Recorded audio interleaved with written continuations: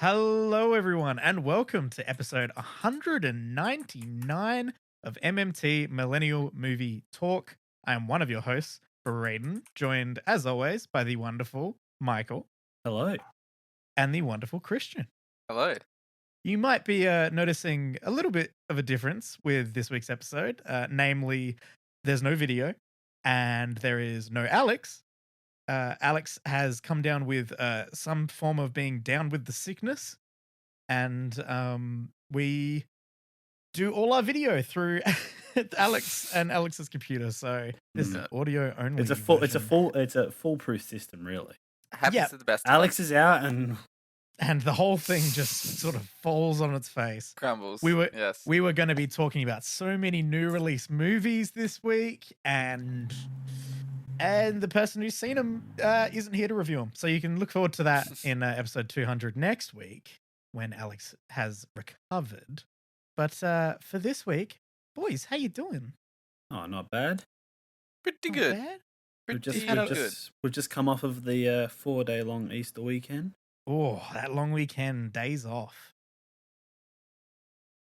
Yes. Four it was a very four nice days time, off wasn't doesn't feel real, realistically. Like it's a bit. Yeah, you it kind always of feels a bit lose. funky. You lose your sense of what year it is. Yeah. it? Yeah, I did not think about any real world commitments until probably about 7 a.m. this morning. Yeah, And my it hit alarm- like a train. Yeah, It's my just like, alarm oh, went off whoops. this morning. Realized that we're in like probably the second busiest week so Yeah. far I've ever been in at work, and next week's Oof. going to be the busiest one. So, yeah. So you're glad you relaxed while you could. Yeah, I sort of wish it was last Friday again. Yeah. We'd like another 4 days off, please. Oh, yes, please. Well, with 4 days off, did we get up to watching any movies and TV shows? Some. Sounds like some of us did, some of us didn't. Some prefer the outdoors. Ooh, yes. So- Well, let's start with a bit of that. Chris, how was your time away from the home? It's good. I went on a little coastal trip down South Australia, down to the little town of Mount Gambier, Oh, lovely little town. which is a fairly populous town, South Australia. And there's a lot of caves and a lot of beautiful gardens and beautiful ponds. And me and my friends did a little cave snorkel. Ooh. That does sound Yeah. wonderful. Now, not Very into any nice. caves, obviously. Yeah, no, because No, you haven't been saving 13 lives, have you? Exactly, as we've Great mentioned minds on the think show, alike. cave diving, Uh. very difficult, very niche. Yeah, and very dangerous.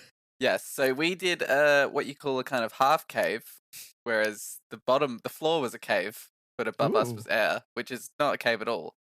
A pond. Yeah, how does that define as a cave? Pond. Because when you dive in these like 10-meter deep ponds, like I'm Ooh, not yeah. like it feels like you're in a cave. It's That very is deep, Fair, yeah. and there is this like coning kind of rock floor, like Mm. going It's deeper like and deeper. it's like a vertical tunnel. Yes. Yeah, or like you could call it a shaft. Area also famous for the sinkholes and shafts. Yes. Of course. Yes, and like the Chilean miners, Chris is here and recovered. All right, I and made it. survived. Made it through. It was very cold though. Oh yeah, it would have been a cool weekend. Yeah, for you that. haven't really Yeah, you didn't choose the warmest of weekends. Yeah, we didn't. You got but, you got a good Monday for weather, The- or at least here it 'cause- was. because it's like underwater water. It's like a constant temperature of 15 degrees. Ooh. So because it was slightly colder outside, the water was fine. We got in. the water forgot actually it- felt beautiful. Oh yeah, but like outside temperature effects, like that when I worked at the pool, it was Yeah. a constant 30 maybe. But the fact is, like you'd walk in on a like 30-degree day from outside, and the water would feel like it was ice cold, which was fantastic. But you come in like on a 15-degree day, and the water being 30 degrees or whatever it was, and it would feel immaculately warm. Well, Yeah, yeah, damn. with the sites, which is like the cave floor and the beautiful like lush green, fluorescent green plant life, which is there because it's beautiful fresh water. Did you feel like you were in Avatar: The Way of Water? A little bit. I kind of did, yeah. Oh my god. And then, but it's also because this fresh cave water is so cool, so refreshing, and so clean tasting. So if you're snorkeling and it's getting in your mouth, you're kind of forgetting like, oh, this is not clean water, because Yep. You're it like, oh doesn't. man, Yeah, it's feel not like I'm in a repulsive. Puritap advert. Yeah, it's not repulsive like snorkeling in salt water when you Yeah. accidentally get water in your mouth. So yeah, you have to remember like, yeah, this is not. Oh, I'm not clean. meant to be ingesting this. Yeah, but it was a beautiful time. So if you're in South Australia, Ewan's Ponds. Very nice. And Going up this around episode is Cambia brought is, to you by the on the SA list. Tourism Board. Yes, Parks SA. Yeah. Bless. But so that's what Chris has been up to. Have you actually watched anything in the meantime? Bit of Succession. I've been catching up. Ooh, So that's Succession.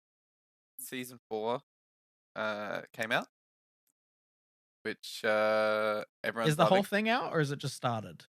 I think it's just the 3 episodes. So I'm on the 2nd episode, and it's 3 episodes Yeah, nice. total. Yeah. So I'm not actually even sure if that's. Pretty sure that's it for season 4. They're going to do 3 episodes and that's it? That would be wild. Yeah, because it's. Oh no. Okay, it's still coming out. That's what it is. Cool. I was gonna say. They're doing the event viewing, as people call it. Yes. So yeah, because usually shows come out in the binge sense. Yeah, they're either like everything at once, or maybe like a half and half, or weekly. Precisely. So yep, looks like there is 10 episodes season 4, so I have a lot more to watch. But yeah, Cool. I finished season 3. Season 3 ends excellently. Get out there, watch Succession, then you know what I mean. Succession is definitely one of those shows that like I'm not watching personally, but all of a sudden I hear from like just completely random people I would never expect. They're like, "Oh man, loving Succession. It's so good." Yeah, so I was just saying like everyone is liking season 4, and I am seeing a lot of like YouTube thumbnails coming up, which is season 4 clips, and that's kind of what reminded me to like finish season 3 and like get up to date. And yeah, I think even Alex, who isn't here, had heard that season 4 has apparently one of the best episodes on television. Ooh, which I will be up to next. So I will report back on that one. Ooh, exciting. Big praise for the Succession fans out there. But yeah, so I'll pass the mic over to Michael. Me? What you been watching? What have I been watching? Yeah, wild card. So there's things that are like absolutely just like blanking in my mind that I have watched. What we did watch, Gemma chose to watch Ticket to Paradise last night. Hit George Clooney film from last year that me and Choppy went to see a screening of. So she wanted to put it on because she thought it looked like a bit of fun, and I told her it was a bit of fun. It's a bit of which fun. It is. It is a bit of fun. You have a little bit of a giggle, nothing harmless. So I think she enjoyed that. But I got home, and I walked into the lounge room where my mum was sitting, and I looked at the TV, and I thought that the shot looked really, really familiar, and then the actors popped up on screen. She was about an hour through the Ticket to Paradise as well. So you just got had this home weird and deja vu. watched the middle 5 minutes of Ticket to Paradise while talking to her again. But outside so of... you've seen the middle 5 minutes of Ticket to Paradise 3 times now. Yes. Incredible. Oh, it's incredible. I've seen the same dude get bitten by a snake 3 times. It's what you want. He's also French, if that helps anyone. Sure, it makes that scene better. I don't know if that fuels any hatred or anything, Chris. I love the French. Good. I mean, I don't know. I don't know what the standpoint on liking the French is meant to be. So, does he say it snake flips back le and bleu? forth. No, he does not. Oh, classic. Outside of that, the other night, me and Gemma had found this show on TikTok. It's called Jury Duty. I've heard of it. Alex told me about this one, actually. He told you about this one. Yeah. Right. So, to give you the premise, Brayden, since I don't think you've heard of this. Never heard of it. It's practically, they go into like an American courtroom and everybody's an actor except for one juror. Okay. So we got through 2 episodes. It's just not it. Oh no. It's just like not funny. The one dude that's, not in on it seems like he's more of an actor than half of the other people there. Oh no. Like Oh. he's like there for a fuck around. He hasn't really taken it very seriously yet. Oh. The one funny part is James Marsden Oh yeah. is in it, and he gets them like, for lack of a better word, like quarantined from the outside world because he wanted to get out of it. So he told paparazzi he was there. Yeah. But then that didn't stop him from getting selected for the duty. But yeah, Right. That would. it's just none of it has hit yet. Like the first episode is literally them going through like the first half of picking the jury. Then the second episode's them being selected, but then being quarantined from from the outside world. And that's still where we left off. So you're 2 episodes in, have nothing about this. Like you've had a slight hint of the case in which one of the lawyers is just like a fucking moron and like can't like get a simple video up on an iPad.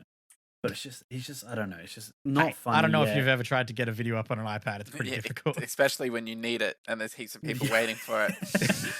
But yeah, I don't know. Neither of us were the biggest fans of it. We were really hoping when like she saw the video on TikTok, well, like this could be funny. Like if someone is like really like does not know what's going on, this could be that funny. sounds like it's a great premise and has so much and potential. I feel like it's like a show from like I think it's a show from the early 2000s that they've revamped. Oh, they've like revived it. Yeah. Yeah. Okay. So yeah, when I heard about the premise, because I've recently in the past year or so done jury duty in That's right. in our great state, and I thought, the premise of one person going through that experience, and it's obviously just a joke on them, and everyone else is an actor. It's a good setting for it. Like you're going in there with not knowing what to expect. So Yeah, it's got big like Nathan For You kind of energy.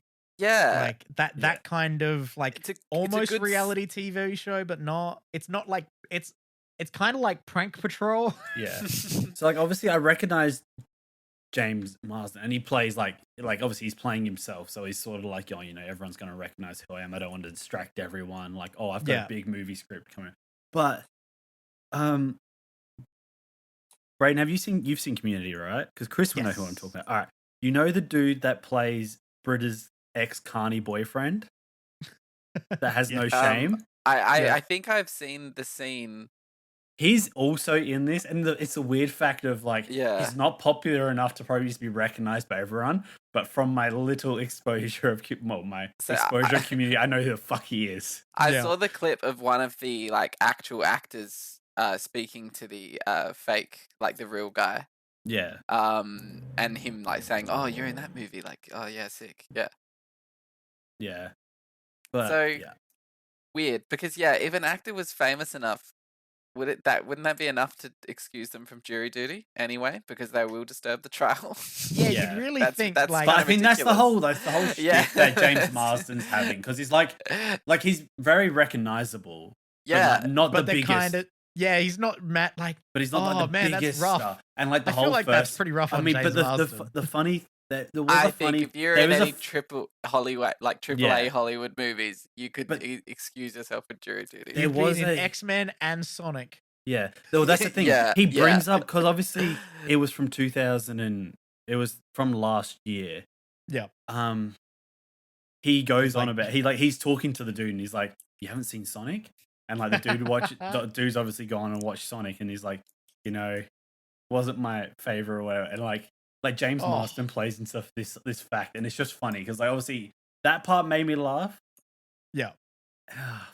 So funny. Bless. Weird. What a strange show.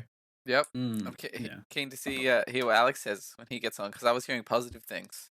Ooh. Yeah. Look, it may ramp up, but I just didn't really. It just like me and Joe both agreed. It just seemed like the dude that's not in on it seemed more of an actor than the other people. And I know they need to make these characters like exaggerated, But Yeah. some of them are like wild. Like there's a dude that just like rocks up with all these sort of like gadgets. Like he has like the stands for pants. He has like a camelback, but then he has a separate one for mean the- blended up food. And You it's mean like the wearable chair?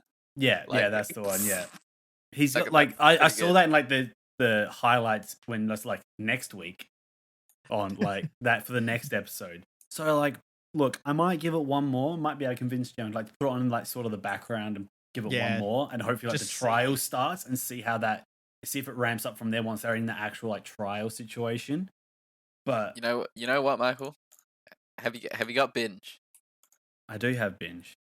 Get on Succession. Just watch Succession. See, there's something else on binge that Gemma kept saying that all her friends kept talking about is White Lotus. I think that's on binge, Oh, I think I've probably and scrolled apparently past it's that. What's really that? good. I have heard very good things about White Yeah. Lotus. I mean, And like I just never knew what it was on, but then obviously getting binge for The Last of Us, I reckon I saw it on there. So I might have to. I've got to watch Shrinking. I've got to watch that. there's Might a have few to jump things on binge. Succession. I need to get back to Breaking Bad. I got to do this. I got to watch The Yeah. Mandalorian. There's too much time. Not a lot. Too much stuff. Not enough time. Let me ask this: do you guys actually like keep a list of the things that you I want have a to mental watch? list. Okay, it's because- not great. Me too. Like Michaela I have and like I have a obviously It's got legitimate holes. like Michaela and I have a legitimate like list that we're checking off through in her like iPhone notes. yeah. Okay, so if you're doing it as a couple, it makes sense. You got to write that Yeah. down. You got to coordinate. I'm just That's it. roughly when I get bored, I'm like, what was I meant to get onto? It's like adult like object permanence. It's like you don't Yeah. remember a thing exists until you scroll past it, and then you're like, oh yeah, I Yes. should watch that. Oh, we watched upon other things that we watched. She finally conned me into watching The Fox and the Hound. I say conned, like it was Oh, a I bad love that. movie, but since we've been dating, she's always told me it's her favorite movie, and we just like the old never cartoon one. watched it. Yeah. I may don't have. think I've I ever seen may. Fox I and may have cried. Oh, I definitely Yeah. cried when she Oh. goes and puts fuck, what's his name? When Your she like Copper and- has to get rid of him. Yeah, when she puts Yeah. the fox in the reserve for his own safety. I'm Yep. like, Oh, if man. anyone's had a dog that like a pet that's passed away, yeah. you're fucked. You're just straight fucked. If Yeah. you're a person with a good heart, Yeah, all that, You're but like screwed. it hits home. I'm just like, I was getting mad. I was just getting like way too many feelings. I'm like, I don't like this. Stop it. Yeah. it's Making me hurts feel real things. Oh. But this But is, it was a lovely movie in the end. That's the one where, because his pal is the other dog that gets raised by like the hunter, right? Yeah. And then man, what a story. I remember Yeah. that one. You just been It with is- it was- flashbacks of childhood. It's an oldie but a goodie. Yeah. And and then I continuously, after Gemma's little rant about the fact that I never seen Holes the other week, I still have keep offering to watch Holes with her, and she's like, nah, not tonight. But she made like a good half an hour deal out of the fact that I hadn't seen Holes. and then proceeded to not care. Yeah.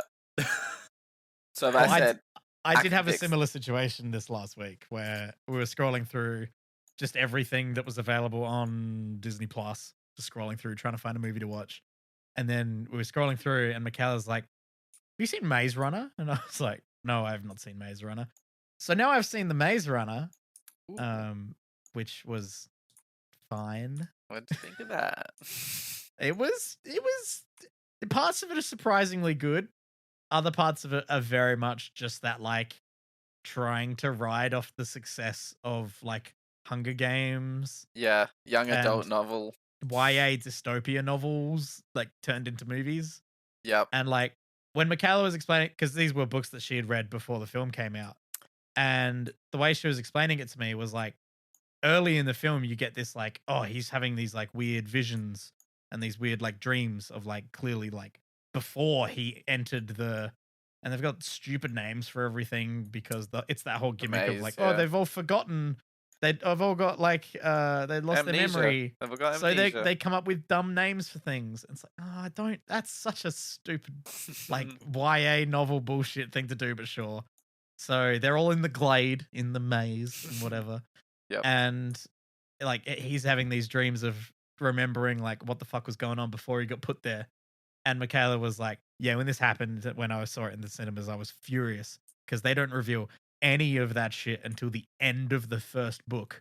And I was like, that sounds a lot better than this movie. So very average movie, but like it's weird because like it's got potential, but at the same Yeah. time it's pretty cringe at times. Yeah, But it was. I feel like I'm missing something else that we watched in Yeah. the week, except for the new thing that I'll talk about after. I won't shove all my stuff in one go. Is there but- interest in watching the second Maze Runner, Brayden? Oh, well, I've heard really bad things about the second one, so we might just put You that might have to on give that in a the miss. background while we're doing some shit, and then Like, maybe check out the third one. just imagine me doing forgot jazz they did the hands. third one. Zombies. Exactly, yes. Well, I remember my younger sister, and like she would have been like quite young at the time, and like not much, like does not like horror films or anything like that at all. And I remember her going with her friends to go see Maze Runner 2 Scorch Trials. And she came home and she was like, it was just a scary zombie movie. It's just like, yep, okay, sure. Sorry. I wish I knew. I could have warned you. Genius. But yeah, bless. Fun So yeah, time. watch that. We also finally finished Phineas and Ferb. God damn, what an incredible show. The ending movie or the final movie that they did, the Candace one, don't rate it. It's not as good as the earlier one that they did, but their Star Wars parody is spot on. Oh my god. Oh, is that like a special or? Yeah, so they do a 2-episode special, which is just a parody of A New Hope. And it's like if the Family Guy parody Blue Harvest was like wholesome and like family friendly. Yeah. And there's some deep cuts in there. Like they do some really funny shit. It like had me in hysterics. Phineas and Ferb is just excellent. The little bit of Phineas and Ferb I've seen, I loved. It was great. Yeah. Phineas and Ferb, so watchable. Every episode, it's like 20 minutes, and that's actually 2 episodes of like 10 minutes. Oh, such a watchable show. It's great. I used to love Phineas and Ferb. I highly recommend jumping back on it because apparently there's a new season coming out or something. Oh, really? They announced that somewhat earlier this year that they are working on a new season or a new version of it or something. But, hopefully that's good because the original show was excellent. Also, went and saw D&D with my pa. He thoroughly enjoyed it. I need to see that. Too many agreed. movies. It's a lot of fun. You got to go see that one. It's a good flick as well. It's worth a cinema viewing then as well. Yeah, I think so. The action scenes are excellent. Like the visual effects are actually quite good, and like in there with. So we went on a public holiday, obviously, because everyone went to the cinemas on a public holiday here in Australia, and with like a pretty packed cinema, like a lot of those jokes got a lot of really big belly laughs. Okay. And I thought that was really wholesome. And it is very funny. Like there's moments of it that are very funny. There's moments of it that are just like, this is what it would be if you did like a Lord of the Rings parody. And there's other sequences of it that are just straight up really good action scenes. So it's very good still. It's very good. I did go and see a new movie. I won't talk about it too much because we'll definitely be talking about it next week, episode 200, with the return of Alex. And if either of you end up going and seeing it during that time as well, went and saw the Super Mario Bros. Movie. Very interesting. Was fine. Only fine?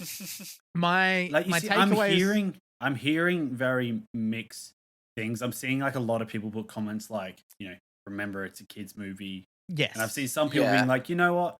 It's enjoyable. Then I've seen a few posts being like, it's so bad. And I'm like, all right, this is really mixed bag. Yeah. I believe it is definitely the mainstream like opinion, the non-video game like reviewers just say it's an alright kids movie. Yeah. So yeah. Yeah. It is a mixed bag, the film. Because even the film itself can't really decide if it wants to just be a fun kids film or if it wants to nostalgia bait like old people who played the games forever.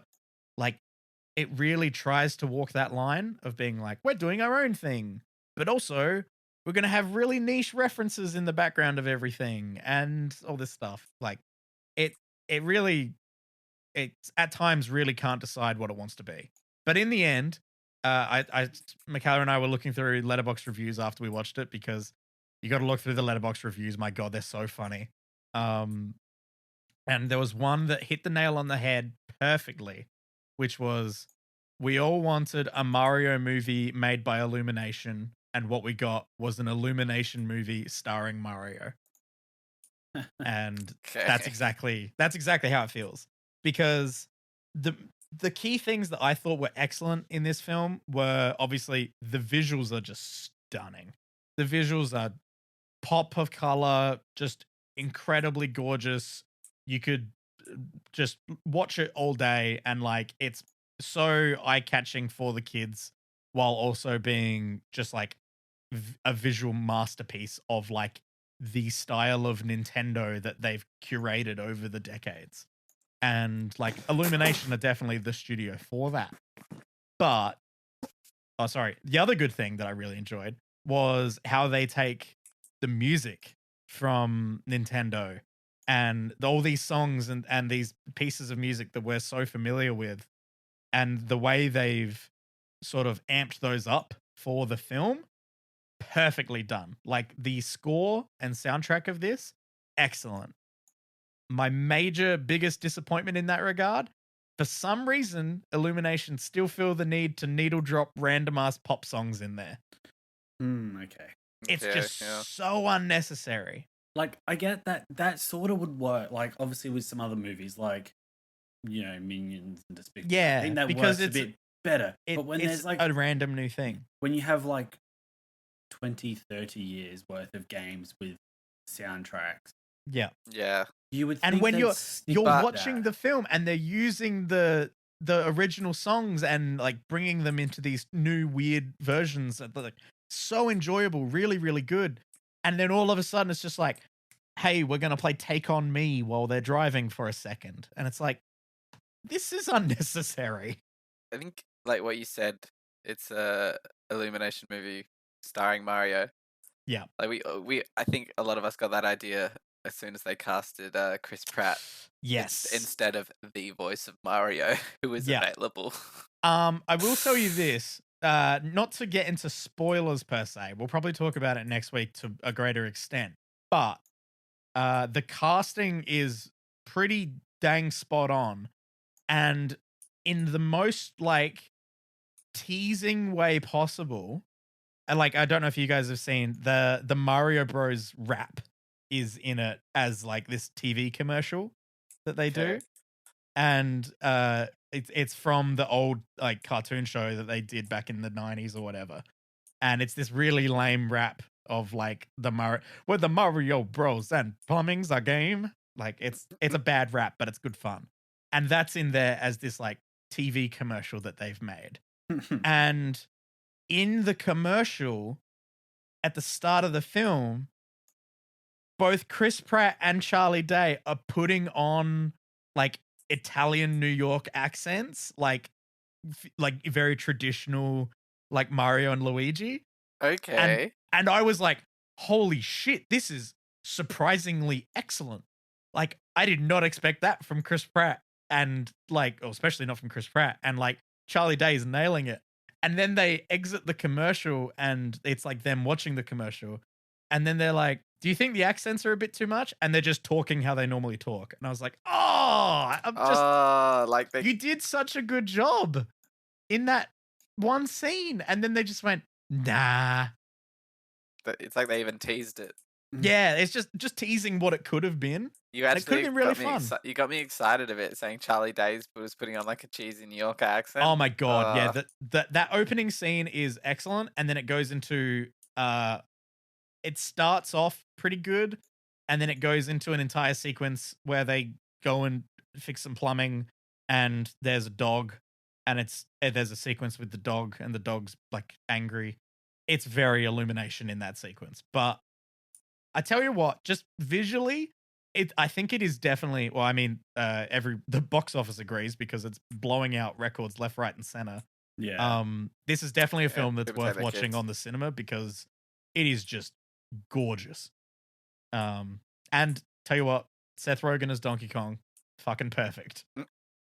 it's surprisingly really good casting. And obviously Jack Black has been stealing the show, as everyone online is absolutely loving him as Bowser. About the voice actor of Crew. Yeah, it's I think it's definitely worth seeing in the cinemas. Don't expect any sort of groundbreaking plot or any sort of plot reasoning for anything. It's a kids movie. It's a kids movie. Kids got to understand it. Yeah, honestly, I recommend going and seeing it on, if you can, on a weekend, because there's a higher chance of like having a couple kids in the cinema. And like when Mikhail and I went, there was like a couple kids and they were just like laughing their heads off, and it was really sweet. But you know, it was fine. Now, big stuff that I want to talk about this week. I'm sort of just going to take over the episode once again. Okay. Because good. It's Star Wars season. and not only is the Mandalorian, like, we had a new episode of the Mandalorian, obviously, because that's still going for the moment. It's coming to a close soon. And we also have Star Wars Celebration that's just been on. I think it was held in Europe this year. And there's been a bunch of news from that. So I wanted to sort of hit some of the big ones, because some of these I'm very excited about, and I want to see what you guys think. So firstly, Lucasfilm did announce 3 new Star Wars movies, each in different time periods.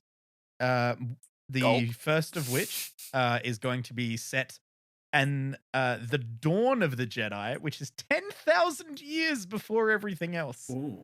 Okay. So there's going to be some very, very traditional style like forming of the Jedi and the Force and some of that. And that is being directed by James Mangold of Logan and the new Indiana Jones coming out soon. Okay. So that one sounds cool. I'm keen for that. Yeah. I liked Logan. They did also show some new Indiana Jones. I think they did a new trailer and maybe like a clip from it and everything, and people are looking forward to that. So that's cool. And then Dave Filoni is going to be doing one as well. Dave Filoni, who people would know from Clone Wars, from Rebels, from The Mandalorian.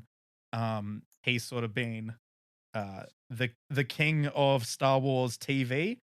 And he's going to be doing a new film, which is basically set around that time of The Mandalorian and everything in the New Republic. So I wouldn't be surprised if that's like an ending to The Mandalorian as a series. So that would be interesting.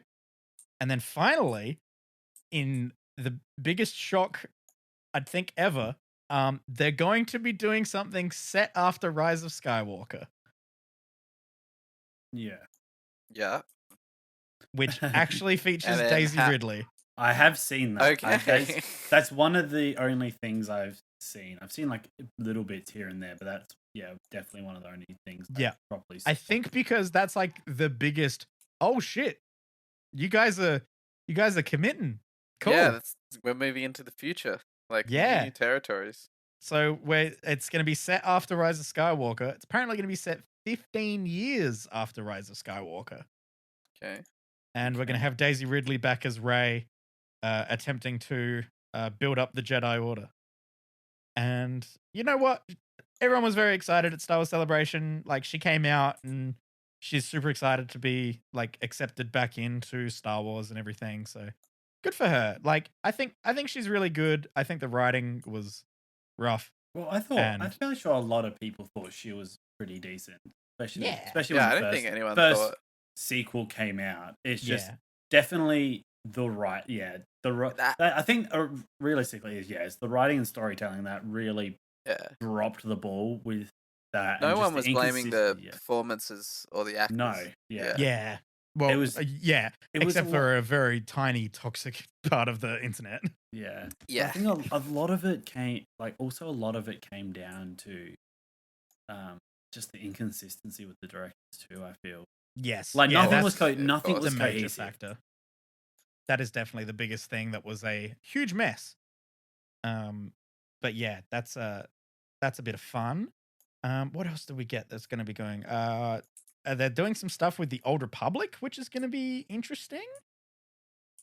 Which is because they kind of just dropped the Old Republic and have been doing their own thing with the High Republic. Of which we're getting a new TV show coming out, which has the main guy from Squid Game in it, which is the Acolyte, which is going to be set in the High Republic era and features a bit more like martial arts type stuff. So that should be pretty cool. I'm looking forward to that one. And then they actually released a trailer for Ahsoka, the TV show. And we're getting Thrawn back as the bad guy.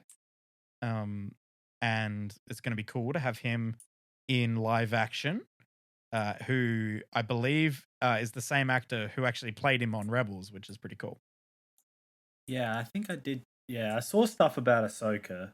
Yeah. And that, yeah. The trailer does actually look pretty good. I'm pretty excited to watch that one. I think from watching all this stuff coming out, I was like, okay, yeah, I'm gonna binge watch some Clone Wars because I never finished it. And that's one I didn't really finish. Getting through all the Darth Maul stuff.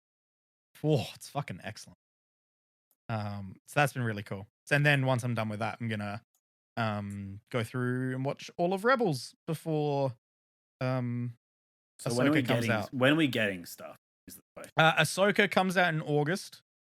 Andor season 2 is also aiming for late August, which is what it looks like. And I think they did also show them a little tease of that. They did talk about the Acolyte, which is the High Republic era series that's coming out in 2024. They described it as Frozen meets Kill Bill. Interesting. Which is a pretty wild comparison between the two. It is a very wild concept. Yeah. So that's set between the Old Republic and the prequels. So that should be a bit Trying of to fun. imagine like Black Mamba in a musical number. Maybe while she's stabbing people. Yes. And then they did also show off some stuff for Skeleton Crew, which is the one which is going to be starring Jude Law. Okay. And we love Jude Law. It's Jude Law with like basically a bunch of kids. And it kind of honestly, people are saying it's kind of like Star Wars doing Goonies. And on the list of people who are directing episodes for the show is the Daniels of Everything Everywhere All at Once. Very interesting. So Star Wars is in a wild place at the moment. Oh, they did also release a trailer for. They did Star Wars Visions, where season 1 was all animated shorts from like anime creative teams, and they're doing season 2 of Visions, but instead of just anime, it's actually all over the world, which includes the guys who do the claymation of like Wallace and Gromit. Very interesting. Yeah. Which is very, very random. So it actually, the trailer for it actually, some of the shorts look fucking gorgeous and absolutely nuts. Like the guys that did the original Wallace and Gromit? Yeah, that creative studio, I can't remember what they're called, like, because they've continuously been going on and they've been doing claymation like the entire time. Yeah. And yeah, so they're doing a Star Wars short, and it, in the context of all these other shorts where some of them are taking their like super seriously and it's really dark and gritty and like super action packed and violent and crazy. And then all of a sudden in the middle of the trailer, there's just this cutesy claymation being like family friendly and silly. It looks really cool. I'm actually really excited for that. Yep. And yeah, they showed off a bunch more. They've had a bunch of interviews and stuff like that. I will now mention the most recent episode of The Mandalorian, mainly because I asked before we started recording the episode if Michael knew what actors made cameos in the most recent episode of The Mandalorian. And I want to know, Chris, do you know who made cameos in the most recent episode? Do not. I have no idea. Oh boy, you guys are in for a treat. So, Bo-Katan and Din Djarin and Grogu all went to this planet. They were like, hey, yeah, we gotta find the Mandalorians. We gotta talk to them. And then they're like, hey, sorry, the people of the planet are like, hey, sorry, nah, you can't go talk to them yet. You gotta come do a side quest for us. That's literally the entire episode, is them just doing a little detective, feels like a cop drama suddenly. Yep. Trying to solve this crime. I like the that's cast the of whole NCIS episode. just popping up or something. That would be incredible if it was just the cast of NCIS. But no. The royal heads of this civilization, as a married couple, are Jack Black and Lizzo. Oh my god.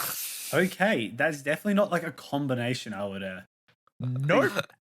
But you watch that episode and you're 100% here for it. I was not expecting Lizzo to, I love Lizzo as a person. She's excellent. She's hilarious. She stands up for really good things. She's awesome. I was not expecting anything from her from an acting standpoint. Also She a Star Wars nails it. standpoint. Yeah, Star Wars as well. And they play weird characters. They're very that sense of when Jack Black plays he's trying to play up being royalty and he's being all fancy. La-di-da, yeah. Yeah, it's very much that, and it's so fun. They've parted his big beard in this weird way to try and make it a bit more Star Warsian, and it's so fun. Lizzo sort of just babies around Grogu and carries him around and everything, and they're just very sweet. And there's one other big name cameo in there as well. And it's Christopher Lloyd. Oh. They're really they're bringing people back who were ruined by Star Wars. Yeah, it's pretty wild.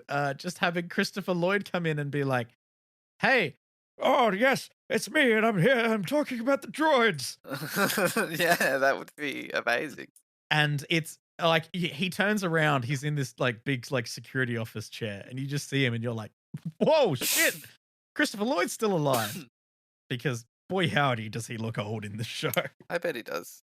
Yeah, bless. He look But yeah, it's a bit of fun. It's the kind of thing that Mandalorian's been doing this whole season, where it's the main plot isn't really moving at any sort of pace at all, but you're getting little side quest adventures. At this point, they're just whose lives got ruined, and can we try and make it up to them? Let's just bring them back in. Why not? But yeah, I think where the episode ends is really strong. It's that thing of the main plot and the main character development that I want them to be focusing on. They're just not really getting to in any semblance of pace. So it's fine. What even is meant to be the main plot of this season? This season's really specifically been about Bo-Katan and sort of her as was once leader of the Mandalorians and wielder of the Darksaber and all that jazz. Yeah. And it's been really, really slow with it reached the point where earlier on in the season, she is part of the group that Din Djarin and Grogu are in, where now she's this is the way, and don't remove your helmet and whatever. And so she's part of that for a bit. But then all of a sudden they're the main part of that cult group that they're in. She's like, "Hey, remove your helmet." You're like, "What? Is this a test?" She's like, "Nah, for real, remove your helmet." And now she's like, "Oh, Bo-Katan is basically the Daywalker and walks between both worlds." So she's going to be the person who brings Mandalore back together. And it's just been very slow in getting to that. They also had the one sequence of flashbacks from Grogu back at Order 66. And that's still been the most compelling scene of the entire show. And I find it weird that I want them to be focusing more on Grogu, considering for a while there I was getting pretty bored of all the Grogu-ness. But hey, yeah. Honestly, I think it's just prequel era stuff. because it's like it was a flashback to Order 66. I'm here for it. But yeah, I think that's about it. On into terms of my front, Michael, you watched another new episode of something which is coming out weekly. Yes, I did. So we had the episode 4 of Ted Lasso. Yes. The big confrontation between Nate and Ted, and West Ham and Richmond and whatnot. Look, I'm not up to this one yet, but I am up to date with season 3 finally. Yeah. So you haven't But, watched the newest one from last yes, week? I'm up to this episode. Yeah. Okay, cool. Look, it's just I just don't think they can really miss. We're starting to get a little bit of Ted's progression in this season. Him starting to sort of confront things instead of just make a joke and smile, which is great. The team, like obviously at the end of season 2, it's implied that Nate rips up the believe sign. Chris, you remember? Yep. Yeah. So they find security footage of it, and the coaches like want to show them to like get them angry for the game, and then eventually at halftime they show them. Like so, then the team then finds out that Nate's the one that destroyed the believe sign and stuff. So look, I can't fault the show. Everything's great. Everyone's cast perfectly. The story is great.